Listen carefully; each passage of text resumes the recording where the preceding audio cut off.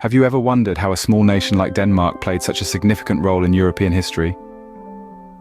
Today we embark on a journey through time to the birth of the Danish Kingdom, a story that begins centuries ago amidst the tumultuous era of the Vikings. The Danish Kingdom's formation took place rather early, especially when compared to other Scandinavian nations. Frankish sources record Danish kings as early as the 9th century, and archaeological evidence suggests that Denmark had already emerged as a single entity by the 700s.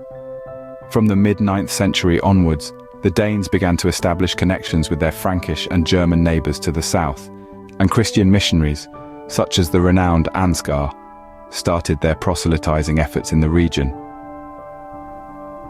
Despite these early indications, Denmark remains somewhat of a mystery until the latter half of the 10th century. It was a time when the processes of unification and Christianization were intertwining across Scandinavia, and Denmark was no exception. The Jelling runestone, raised near the royal complex bearing the same name, recounts how Harald Bluetooth united all of Denmark under him and made the Danes Christian. Christianity had certainly entered the Scandinavian stage before the 980 IS, but the runestone's intent to correlate increased political control, and the emergence of the new religion is nevertheless significant. Harald was not merely a convert himself. He also persuaded, or perhaps forced, the Danish magnates to support the recognition of Christianity as the official religion. His influence was not confined to religious matters.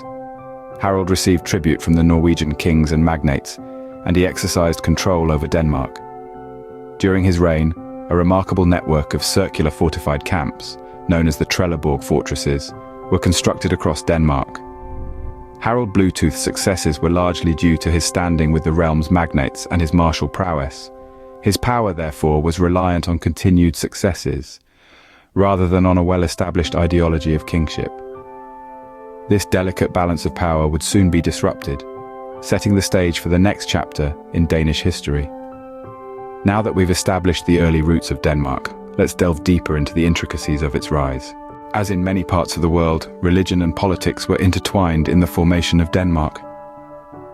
Our story takes us to the mid-9th century, when Denmark's connection with its Frankish and German neighbours to the south strengthened. Enter Harald Bluetooth, the Danish king who played a pivotal role in unifying the kingdom and introducing Christianity. His name is forever etched in the Jelling runestone, an ancient artifact that proclaims Harald's achievements, united all of Denmark under him, and made the Danes Christian. Christianity had entered the Scandinavian stage before the 980s, but Harald's effort to intertwine political control and the new religion was a game-changer. Harald wasn't just a convert. He was a great persuader who convinced, or perhaps forced, the Danish magnates to recognize Christianity as the official religion. But Harald's influence wasn't confined to religious conversion. His reign saw the construction of an impressive network of circular fortified camps, known as the Trelleborg fortresses, across Denmark, solidifying his control. Harald's power also extended beyond Denmark. He received tribute from the Norwegian kings and magnates, marking a significant expansion of his influence. Yet, despite these successes, Harald's power was precarious, relying on his standing with the realm's magnates and his martial prowess, rather than a well-founded ideology of kingship. In the mid-980 IS, a twist in the tale occurred when Harald's son, Swain Forkbeard, rebelled against his father, driving him out of Denmark. Swain's reign, and that of his son, Canute the Great, were marked by even more expansionist policies and successes than Harald's. By 1000 CE, Swain had established himself as the undisputed king of Norway, ruling through his allies, the Jarls of Lard. This Danish control over Norway, with a few interruptions, would last until Canute the Great's death in 1035. Harald's reign set a precedent for the Danish kingdom, but his power was contingent on his successes. His legacy, however, was the unification of Denmark and its Christianization, a transformative era in the kingdom's history. The mid-980s saw a shift in power from Harald Bluetooth to his son, Swain Forkbeard. Harald Bluetooth, a name associated with unity and the introduction of Christianity in Denmark, was ousted from his throne by none other than his own son, Swain Forkbeard. Swain's rebellion was not the product of a sudden whim, but a meticulously planned coup that signaled the end of Harald's era and the dawn of a new epoch. Swain Forkbeard was a man of ambition and cunning, who, unlike his father, had a vision that transcended the boundaries of Denmark. He was not content with ruling Denmark alone. He aspired to a greater realm, a realm that encompassed the lands of the north. Swain's ambitions were not mere pipe dreams. He possessed the strategic acumen and diplomatic tact to make them a reality. Having assumed control of Denmark, Swain wasted no time in furthering his expansionist agenda. He leveraged his diplomatic acumen to foster alliances with the aristocrats of Norway and Sweden. These alliances were not forged on hollow promises, but on the shared vision of a unified North, a vision that Swain masterfully sold to his potential allies.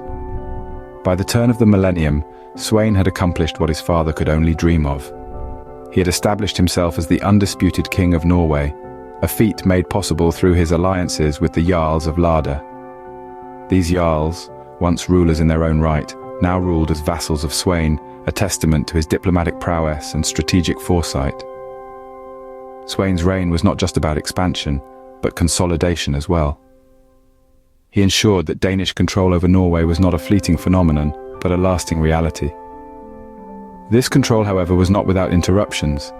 There were periods of interregnum, but these were mere blips in the grand scheme of things. Swain's reign marked a period of expansion for the Danish Kingdom, setting the stage for his son, Canute the Great. Swain's reign was not the end, but the beginning of an era that would reach its zenith under the rule of his son, Canute the Great. The reigns of Swain and his son, Canute the Great, marked the peak of the Danish Kingdom. A new chapter unfolded in the annals of the Danish Kingdom with Canute the Great taking the helm.